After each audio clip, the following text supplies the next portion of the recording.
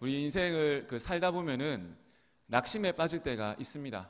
절망에 빠질 때도 있고 자책감에 빠져가지고 아무것도 하지 못할 때가 분명히 있습니다. 근데 그것보다 더 중요한 건 뭐냐면 자책에 빠지든 절망에 빠지든 낙심에 빠지든 그 사람은 주님 안에서 반드시 일어날 수 있는 것을 믿는 것입니다.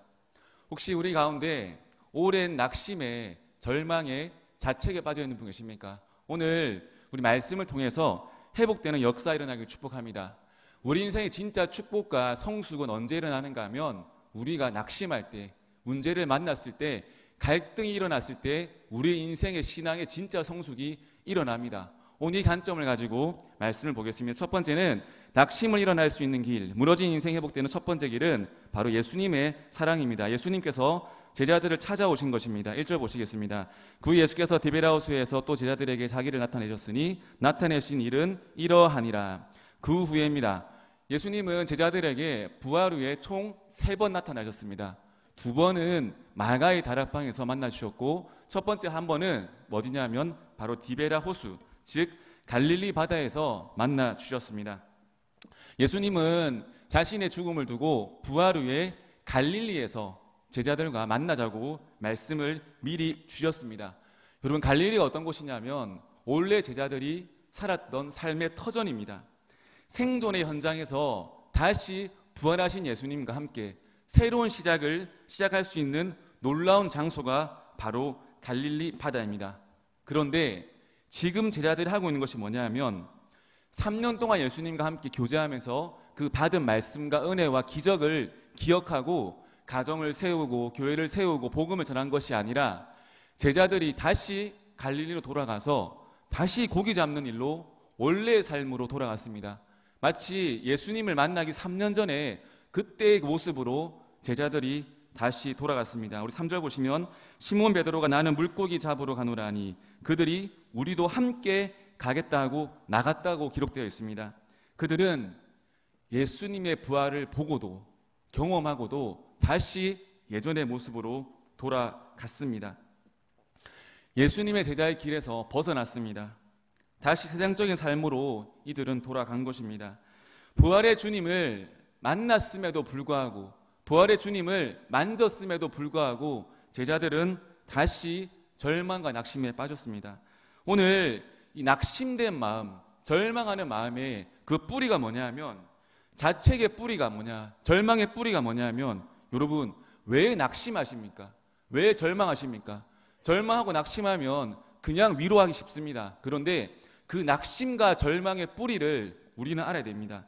왜 낙심하는가 하면 자기 자신에 대한, 자기 스스로에 대한, 자기 존재에 대한 믿음과 확신이 너무 큰 사람은 나중에 절망하게 되어 있습니다. 다시 말해가지고 내가 낙심해 있다, 내가 절망에 빠져 있다, 이것은 무엇을 뜻하는가 하면 나에 대한 확신이 너무 강했다는 것을 우리는 보여줍니다. 그래서 여러분, 낙심이 꼴 뭐냐면 자기의 충만입니다. 자기의가 충만한 사람이 낙심에 빠지기 쉽습니다. 베드로가 했던 말이 무엇입니까? 나는 배반하지 않겠다는 거. 배반한 유다가 한 말이 뭡니까? 나는 아니지요. 예수님이 제자들 중에 한 명이 나를 팔겠다 했을 때 유다가 이렇게 말합니다. 예수님, 나는 아니지요. 나는 아니라는 겁니다. 수지자였던 베드로 이렇게 말합니다. 모든 사람이, 모든 제자가 다 예수님을 부인할지라도 나는 부인하지 않겠다. 확신에 가득 찬 사람들, 제자들이었습니다. 이런 제자들이 예수님을 배신했던 겁니다. 여러분, 예수님의 제자는 어떤 사람인가 하면 나의 확신이 가득한 사람이 아닙니다. 내 확신이 가득한 사람이 아니라 나를 증거하는 인생이 아닙니다. 나의 열심과 능력과 나의 모습을 사람들에게 나타내는 것이 제자가 아닙니다. 제자는 나는 빈 그릇이요, 보배 대신 예수님을 증거하는 사람이 바로 제자입니다.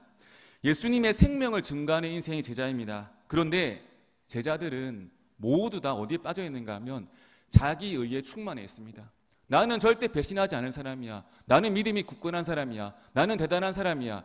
근데 현실은 뭡니까? 현실은 배반하고 도망간 거예요. 그 현실을 인정할 수 없으니까 낙심한 겁니다. 여러분, 세상에 완벽한 인생이 있습니까? 있습니까? 없습니다. 완벽한 인생은 없습니다. 모든 사람이 다 허물을 가지고 있습니다. 약점을 가지고 있습니다. 또 여러분, 남에게 말하지 못할 과거의 비밀도 다 아닌 척하지만 다 가지고 있습니다. 우리 인생은 절대로 완벽한 인생이 없습니다. 그런데 문제는 뭐냐면 나의 약점도 허물도 내 연약함도 누가 못 받아들이는가 하면 자기 스스로가 못 받아들입니다. 약점이 있음에도 불구하고 여전히 나는 괜찮은 사람이야. 나는 배신하지 않을 사람이야. 나는 믿음이 충만한 사람이야. 다 자기에 빠져 있는 것. 여러분, 자기 자신을 있는 그대로 받아들이면 여러분 진짜 기쁩니다. 내 모습 그대로 나는 배신할 수 있는 사람이야. 내 의의를 낮추는 거예요. 매일매일. 나는 나쁜 놈이야. 나는 의롭지 못해. 나는 죄인이야. 내 자신을 낮추면 낮추고 깎으면 깎을수록 여러분 인생은 너무너무 즐겁습니다.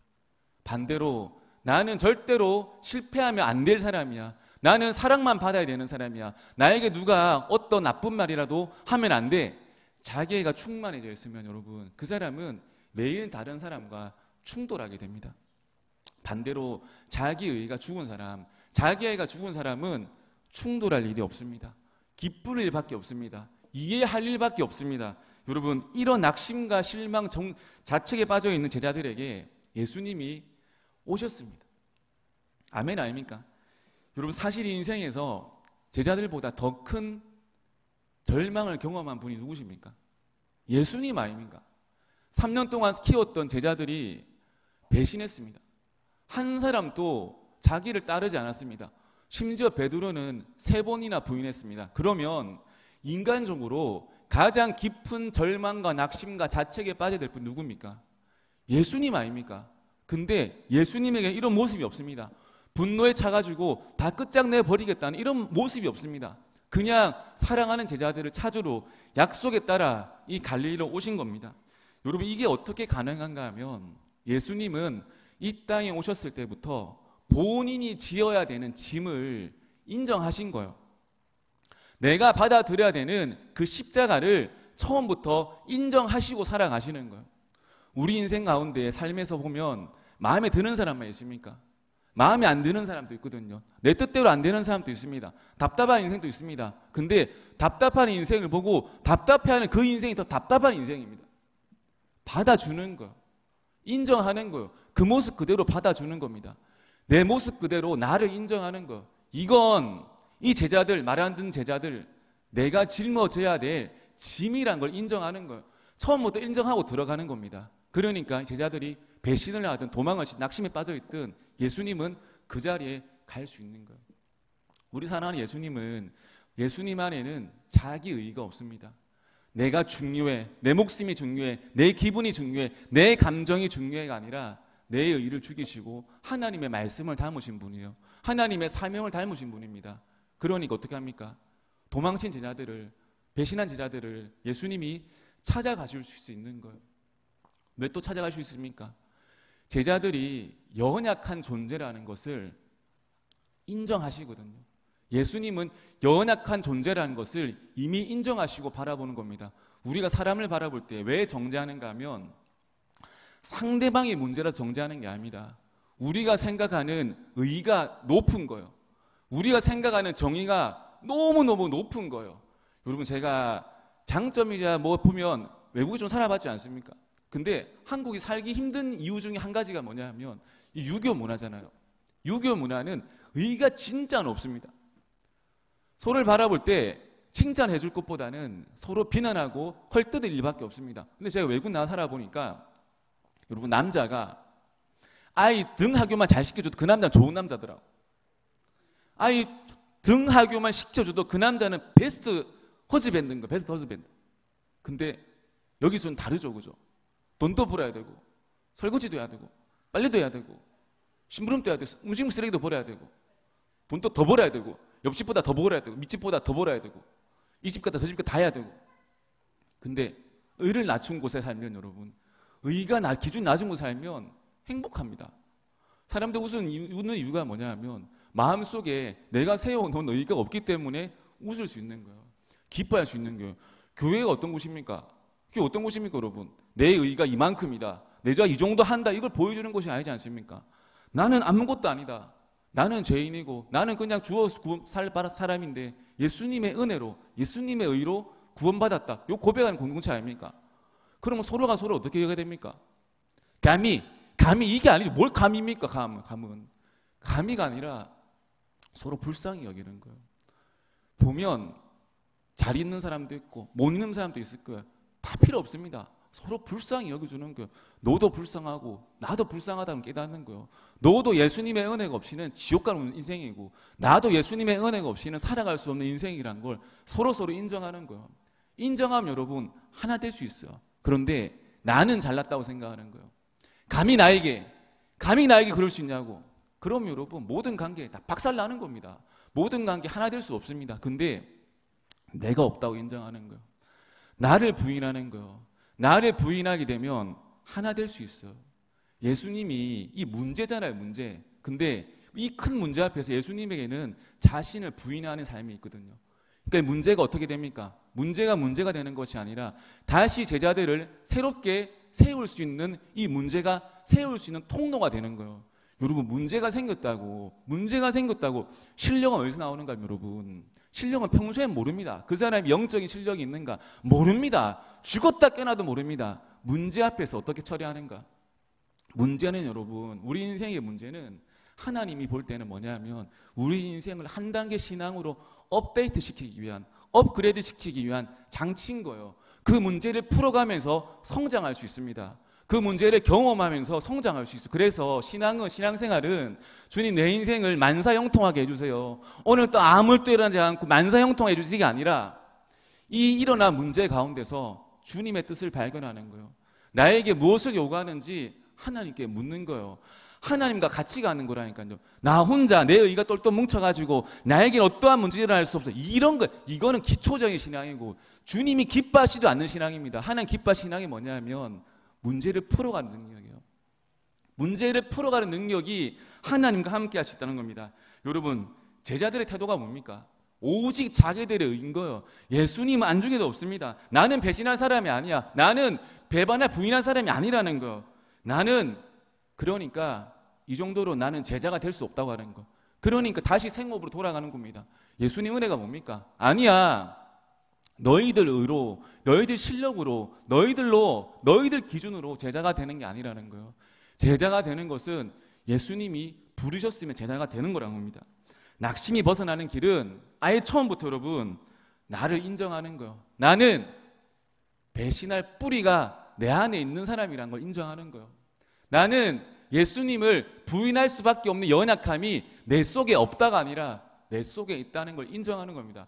제가 예전에 한번 얘기했지 않습니까? 신대원 다니는데 제가 경상도에서 올라갔어요. 경기도로 올라가니까 참 그 고난이 많았습니다. 왜 고난이 많냐면 경기도는 그런 문화가 있더라고요. 어떤 형님이 동기 형님인데 자기가 막 새벽에도 밤에도 막 자매들하고 막 이렇게 막 성경 공부도 하고 신방도 하고 한대요.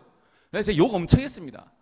나쁜 놈 말이면서 너 언제가 무너질 거라고. 너는 왜 스스로를 확신하냐고. 자기는 확신한대요. 자기는 자매로부터 확신한대요. 저는 저렇게 말했습니다. 나는 내가 확신하지 못하기 때문에 그 사역에 동의하지 못. 제가 왜 그런 말인지 모르겠는데 자기 확신에 무너질 거라고. 아직까지 안 무너지고 있더라고요. 반드시 무너질 겁니다. 자기 확신에 있는 건 무너지게 되어 있어요. 나는 안 그럴 거. 베드로가 보통 확신의 사람입니까? 자기 확신 가지면 무너집니다. 처음부터 인정하는 거예요. 나는 연약한 사람이다. 나는 돈에 약한 사람이다. 나는 권력의 맛에 쉽게 넘어갈 사람이다.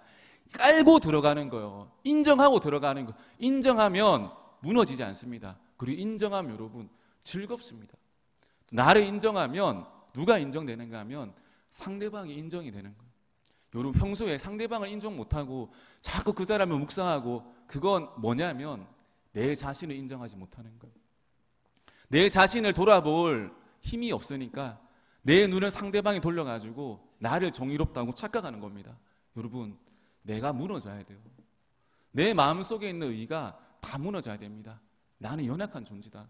주님 없이는 아무것도 할 수 없는 존재다. 이것을 인정하시는 우리 청년들 축복합니다. 그래서 신앙생활을 한다는 것은 나를 부인하는 거, 날마다 나를 죽이는 거. 주님 내 의가 살아있는 것이 아니라 날마다 죽이는 거. 신앙생활하는 가운데 여러분 누가 아쉬운 소리 하지 않습니까? 그러면 감히 나한테 그런 소리를 이렇게 하면 안 됩니다. 하나님이 저 사람을 통해서 나에게 말씀하시는구나. 나에게 말씀하시는구나. 얼마 전에 저보고 누가 그러더라고. 목사님은 뭐 같아요? 뭐 같아요? 하더라고. 집에 돌아가서 한참 생각했습니다. 찾았어요. 그분이 말씀하신 저의 그 모습에 있는지 없는지 한참 고민했어요. 없더라고요. 미안한데 없었어요. 근데 한참 뒤에 알았어요. 뭘 안 줄 아십니까? 나중에 있을 수 있겠구나. 나중에 있을 수 있지 않겠습니까? 아닙니까? 지금은 아직 어려가지고 안 보이지만 나중에 보일 수 있지 않습니까? 그래가지고 그분이 하신 말씀에 반항하는 것이 아니라 순종함으로 더 경계하고 확신하고 확신 버리고 더 경계하고 더 준비하고 누가 뭘 해주면 그 진짜 고마운 겁니다, 여러분. 아멘. 누가 아쉬운 소리 해주면 진짜 고마운 겁니다. 집사님, 권사님 좀 교만해 보여요. 어떻게 당신이 그런 말씀이냐? 그게 아니라 주님이 그렇게 그분을 통해서 말씀하신 걸 수도 있잖아요.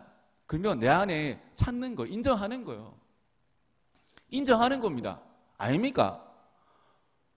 아닙니까? 인정하는 거예요. 인정하고 찾아보는 거예요. 그리고 똑같이 돌려주시면 됩니다. 권사님 교만해 보이신다고 그렇게. 그럼 그분도 찾아보겠죠. 그럼 좋은 분 찾으면 좋은 교회가 되지 않겠습니까? 그럼? 아닌가? 이건 아닌 것 같습니다. 자기의의를 죽여야 돼요. 자기의의가 벌벌 살아있으면 관계도 공동체도 여러분 힘들어요. 근데 자기의의를 죽이잖아요. 예수님이 한 명 자기 혼자 의를 죽이니까 이 7명의 제자를 한 방에 다 살려내십니다. 여러분 가정에서 누가 죽어야 되는가 하면 오늘 말씀 들으러 온 우리가 안타깝지만 우리가 죽어야 됩니다. 우리 이게 책임이에요. 예배드린 자의 책임인 거 의무인 거예요. 우리가 죽으면 누가 살아나는가 하면 가정이 살아나요. 교회에서 내 의가 죽으면 교회가 살아나고요. 직장에서 내 의가 죽으면 직장이 살아납니다. 그 백종원 씨라고 뭐 우리나라 요식업계 표면적으로는 1위시죠, 그죠? 가장 유명하신 분이죠. 이분이 예전에 그 솔루션 프로그램 진행했잖아요. 어떤 식당 찾아가가지고 이거 뭐 맛이 없어요 하면서 이렇게 뭐 하면 장사 안 되는 그 집의 공통적인 게 다 대답이 뭐냐면 내가 생각할 땐 괜찮아요라는 거예요. 백종원 아저씨가 지적하면 그래도 조금 더 낫지 않습니까, 그죠? 뭐 때에 따라서 뭐 곤조 있으신 사장님은 뭐 아니라고 생각할 수 있지만 그래도 조금 더 낫지 않습니까? 근데 딱 지적하면 내 생각에는 괜찮대. 내 느낌에는 괜찮은 것 같아요. 자기가 사모할 게 아니지 않습니까? 아닌가요? 인생은 내 기준으로 살아가면 망합니다, 여러분. 내 기준으로 살아가는 게 아니라 상대방의 페이스를 맞춰주는 거예요. 근데 누가 맞춰줄 수 있는가? 내 의가 죽은 사람. 내 의가 죽은 사람이 상대방과 함께 할 수 있어요. 오늘 이 제자들이 의가 살아있으니까 누구와 함께 하지 못합니까? 예수님과 함께 하지 못합니다. 그런데 예수님이 이런 제자들에게 찾아오십니다. 우리 예수님 너무 좋지 않습니까? 좋지 않습니까? 이런 예수님이 너무 좋습니다. 우리가 의가 펄펄 살아가지고 그렇게 살아가는 동안에도 그런 우리를 자책하지 않으시고 책망하지 않으시고 찾아오셔가지고 우리를 만나주십니다. 이런 예수님과의 만남이 우리 모든 영광교회 성도들 가운데 넘치길 축복합니다. 두 번째 뭐냐면 예수님께서 말씀의 능력을 회복시켜 주셨습니다. 3절, 4절, 5절, 6절 보시면 시몬 베드로가 나는 물고기를 잡으러 가노라 하니 그들이 우리도 함께 가겠다고 나가서 배에 올랐으나 그날 밤에 아무것도 잡지 못하였더니 날이 새어갈 때 예수께서 바닷가에 서셨으나 제자들이 예수이신 줄을 알지 못하는지라 예수께서 이르시되 얘들아 너희에게 고기가 있느냐 대답하되 없나이다. 이르시되 그물을 배의 오른편에 던지라 그리하면 잡으리라 하시니 이에 던졌더니 물고기가 많아 그물을 들 수 없더라. 여러분 사람이 그런 거 있지 않습니까? 그 상대방이 예수님이 갈릴리에서 만나자고 하면 인간적으로 저분이 왜 갈릴리에서 만나자고 했는지 묵상해야 되는 거 아닙니까? 저분이 하신 말씀의 의도를 최소한 한 번 정도는 파악해야 되는 거 아닙니까? 근데 제자들이 하여튼 상남자 중에 상남자인 것 같아. 상대방이 뭐라 하든 아무 관심 없는 거. 내 하고 싶은데 직진으로 하는 거냐. 내 하고 싶은 대로 하는 거예요. 여러분 갈릴리로 가자 했던 이유가 뭐냐. 만나자 했던 이유가 뭡니까? 묵상해 보면 예루살렘에서 배반했지 않습니까?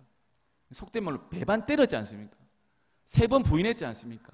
그러면 예루살렘에서 시작하는 것이 쉽겠습니까? 갈릴리에서 다시 시작하는 것이 좋겠습니까?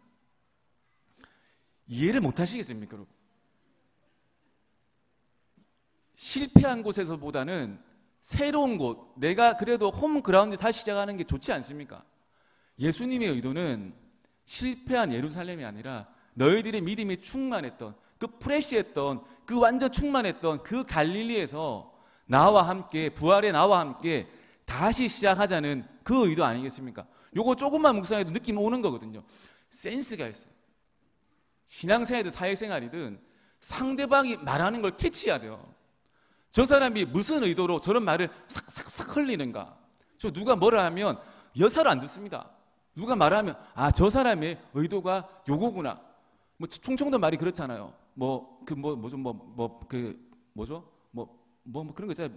물 마시고 싶을 때 목이 마르다. 이건 이제 경상도 표현이고 뭐였겠죠? 충청도 표현 뭡니까? 이렇게 뭐 돌려서 말하잖아요. 이렇게 돌려서 말하면 아, 눈치껏 아, 이분이 목이 마르시는구나. 알아야 되는 거예요. 제자들이 관심이 없는 거예요.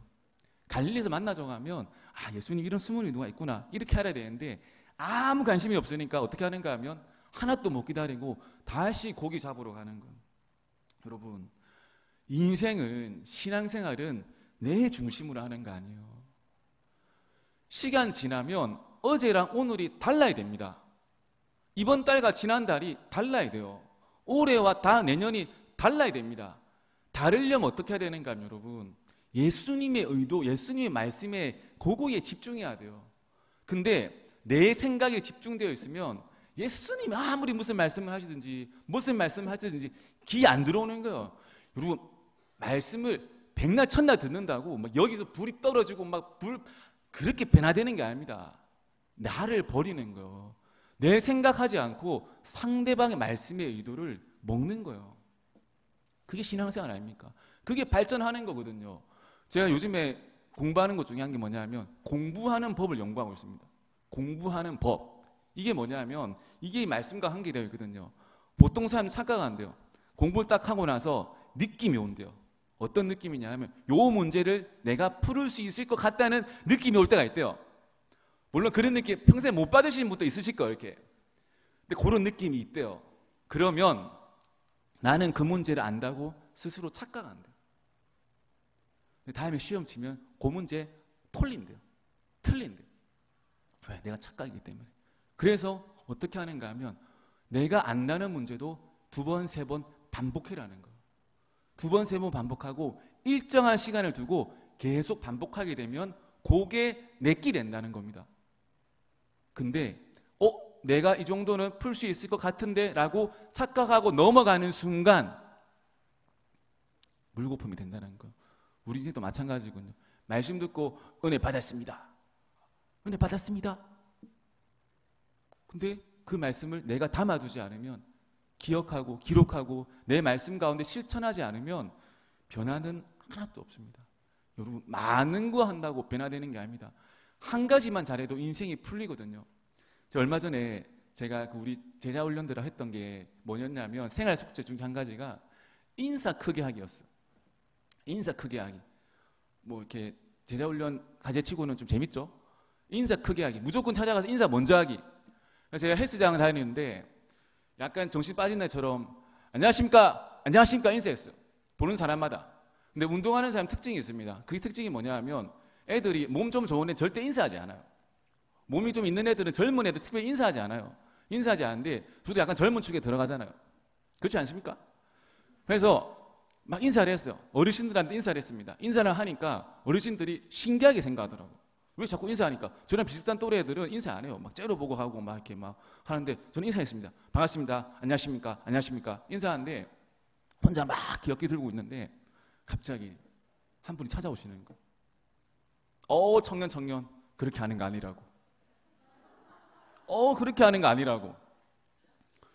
막 이런 분이 오셔가지고 저는 막 1년 동안 막 엄청 무거운 거 있지 않습니까? 막 와 들고 막 스트레스 풀고 그냥 와 하는데 운동 그렇게 하는 거 아니라고. 제일 가벼운 걸로 바꿔기라는 거, 바벨을. 그리고 정확한 자세를 알려주겠다고. 저 옛날에 30개에도 하나도 안 피곤했거든요. 정확한 자세로 5개만 했는데 식은땀이 나더라고. 제가 바로 무릎 꿇었지 않습니까? 제자를 받아주십시오. 제자를 받아주십시오, 선생님. 진짜 좋아하시더라고. 그래서 하는 일이 무엇인가? 그러니까 목사입니다 하니까 목사님 하고 이렇게 도망치더라고요. 네. 목사라고 하니까 별로. 그래서 그랬습니다. 영광교회 부목사입니다 하니까 그러죠. 여러분 한 가지만 해도 이게 1년 동안 땡겼을 때 몸 하나도 안 좋아지고 맨날 관절 다치고 어깨 다치고 이랬는데 그 선생님 시킨 대로 하니까 되더라고요. 근데 많은 거 노력한 게 아니에요. 제가 사람을 보내달라 기도한 것도 아닙니다. 인사한 거 한 거예요. 인사가 뭡니까 여러분? 인사가 뭐예요? 내 의를 꺾는 거 아닙니까? 먼저 인사하는 거 내 의를 꺾는 거 아닙니까? 내가 인사 받겠다. 불쌍한 인생이죠. 내가 먼저 인사하는 거예요. 저 마음이 병들 때마다 어떻게 하는가 하면 나가서 인사하거든요. 안녕하십니까? 안녕하십니까? 인사 잘 안 받아줘요. 근데 계속 하는 게 인사. 안녕하십니까? 안녕하십니까? 1시간 하고 나면 성질 엄청납니다. 내가 왜 인사를 했을까? 근데 잘 때 꿀잠이 자요. 왜? 내 의가 죽었거든요. 여러분 내 의가 죽어야 됩니다. 아멘. 내 의가 다 죽어야 됩니다. 여러분 예수님 몇 번 말하다가 사실 사람들 몇 번 말하다 못 알아먹으면 그 사람을 만나기 싫거든요. 근데 예수님은 제자들에게 돌아서지 않으십니다. 어떻게 하는가 하면 말씀을 주시거든요. 어떤 말씀을 주시는가 하면 예수께서 이르시되 얘들아 너희에게 고기가 있느냐 물어보십니다. 그 참 말귀 못 알아먹고 그 참 답답한 제자들에게 오셔가지고 물어보십니다. 4절 보시면 예수님 보고도 밤이었지 새벽이었지만 못 알아봤거든요. 제자들은 보통 우리 실루엣 보면 알아먹잖아요. 이렇게. 그런데도 제자들은 몰랐어요. 참 답답하게 몇 번에 돌아설 수도 있는데도 다시 예수님 말씀하십니다. 너에게 고기가 있느냐? 고기 있느냐? 여러분 고기가 있었겠습니까? 없었겠습니까? 있었겠어요? 없었겠습니까? 없었죠. 예수님 떠난 인생 잘 안 풀리는 게 은혜입니다. 진짜 여러분 애매한 인생이 뭐냐면 예수님을 떠났는데 대박난 인생. 이거 뭐 목사가 어떻게 할 수도 없습니다. 망해할 수도 없는 거죠. 예수님 떠나면 잘 안 되는 게 여러분 은혜입니다. 이 말씀 보면은 고기가 있느냐 했을 때 원래 고기를 헬라어로 익두스라는 익두스. 요한복음 이 장면에서만 이 고기를 헬라어로 프로스파기온이라고 해서 프로스파기온. 다르게 표현한 거. 그냥 물고기가 아니라 뜻이 뭐냐 하면 그 상에 올라오는 진귀한 음식 재료를 프로스파기온이라고요. 쉽게 말해가지고 얘들아 너희들 날 떠나서 열심히 물질을 했는데 귀한 것을 얻었니? 나를 떠나서 진짜 귀한 것을 얻었니? 물어보는 거예요. 또 얘들아 할 때 성인들이잖아요. 근데 원문에 보면 나와 있습니다. 파이디온 뭐냐면 아이들아 어린아이들아. 예수님의 눈에는 뭐냐면 자기 뜻대로 한번 살아보겠다고 아둥바둥 떠나는 인생. 예수님을 등지고 내 뜻대로 내 꿈을, 내 사업을, 내 직장을, 내 꿈을 펼쳐보겠다고 하는 그 사람들 향해서 예수님 이렇게 말씀하시거든요. 진귀한 것을 정말 얻었니? 여러분 예수님을 떠난 자의 손은 빈손입니다. 예수님을 떠난 자의 마음은 빈 마음인 거예요. 예수님을 떠나는데 잘 됐다. 그건 심각한 거죠, 여러분. 예수님을 떠난 제자들 잘 안 됐습니다. 이게 여러분 은혜입니다.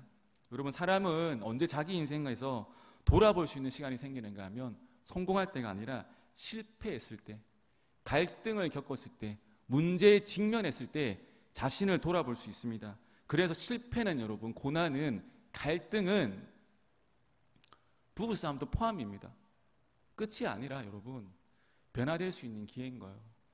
진짜 내 안에 있는 문제를 풀 수 있는 시작점인 겁니다. 예수님 말씀하시잖아요. 어떤 말씀하시는가 하면 배의 오른편에 던지라 하거든요. 이거 좀 재밌지 않습니까? 제가 해군 나왔잖아요. 해군 나올 때 보면 레이더를 보거든요. 그러면 고기들이 퍼져 있는 게 아니에요. 고기들은 한 지역에 몰려 있습니다. 그래서 왼쪽에 던졌을 때 없으면 오른쪽에 던져도 없는 겁니다. 근데 이 제자들이 이 말씀에 순종해가지고 그물을 오른편에 던집니다. 그러니까 실패하니까 순종할 수 있는 겁니다. 근데 고기가 너무너무 많이 잡히는 거예요. 무엇이 생각났겠습니까? 처음에 갈릴리 바다에서 예수님이 자기들을 불러주셨던 그때 그 장면, 깊은 곳에 가서 물을 던져라. 그 말씀의 능력을 확인했던 그것이 오버랩이 되는 거예요. 제자들 마음 가운데 예수님 무엇을 심어주시는가 하면 얘들아 인생은 너희들 힘으로 살아가는 거 아니라, 너희들 계획으로 살아가는 게 아니라, 너희들 의로 살아가는 게 아니라 내 말씀의 능력으로 살아가는 것을 다시 한번 제자들에게 보여주십니다. 이게 은혜 아닙니까, 여러분? 우리 모든 사람들에게는 못돼 먹은 자아가 있습니다, 여러분. 내 고집이 있어요. 내 뜻이 있습니다. 절대 나는 바뀌지 않겠다 버티는 내 썩은 자아가 우리 다 안에 있습니다. 이것을 여러분 다 없애야 됩니다. 그런데 아까도 제가 말한 것처럼 사람이 그것을 깨려고 하면 그걸 당하는 사람은 상대방 힘듭니다. 관계 유지하기 쉽지 않습니다. 왜? 우리 연약하기 때문에. 그래서 무엇으로 우리 썩은 자아를 깨야 되는가 하면 딴 거 없습니다, 여러분. 하나님의 말씀으로 우리 썩은 자아를 깨야 됩니다. 오직 나밖에 모르는 자아를, 그것을 가장 깨는 힘의 능력은 사람이 아니라 하나님의 말씀인 거예요. 그래서 여러분, 하나님의 말씀을 읽고 들을 때 내 마음에 합하지 못한 부분이 있더라도 그것을 나를 깬다는 생각으로 받아들여야 됩니다. 예수님, 이놈의 나쁜 놈들, 배신자들, 정죄가 아니라 말씀의 능력을 다시 한번 제자들에게 심어주십니다. 다시 한번 제자들의 마음속에 불타올랐던 건 뭐냐면 말씀의 능력입니다. 내 힘대로 살았더니 여전히 실패하거나 2번 경험하지 않습니까? 이제는 말씀에 의지해서 살아가는 인생으로 여러분 변화가 됩니다. 여러분, 말씀의 자아가 깨어지지 않으면 한 살 한 살 인생이 익어가면서 더 힘들어집니다. 또 말씀에 붙들려 있지 않으면 상황에 따라서 여러분 우리 인생이 휘둘리게 됩니다. 그런데 말씀에 붙들려 있으면 여러분 아무리 어려운 상황, 풀지 못하는 문제 하더라도 여러분 그 문제를 너무 쉽게 풀 수가 있습니다.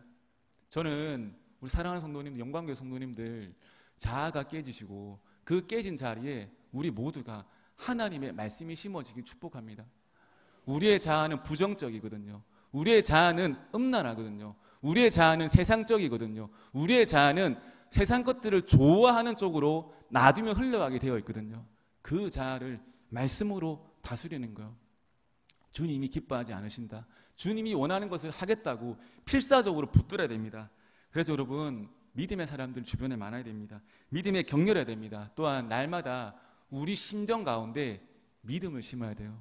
말씀을 심어야 됩니다. 그러면 아무리 부정적인 사람도, 아무리 세상적인 사람도 말씀만 심겨져 있으면 여러분 반드시 변화되고 있습니다. 오늘 제자들이 보여주지 않습니까? 이렇게 부정적이고 낙심하고 절망하고 모든 관계 다 파괴되었던 이 제자들이 예수님의 말씀으로 찾아오심으로 여러분 사도행전 넘어가면 벌벌 날아다니지 않습니까? 능력 있는 사도로 쓰임받지 않습니까? 여러분, 남자에게 있어가지고 사랑받는다는 게 뭔지 아십니까? 뭔지 아십니까, 여러분? 예수님 제자들이 남자이기 때문에 말씀을 통해 알 수 있거든요.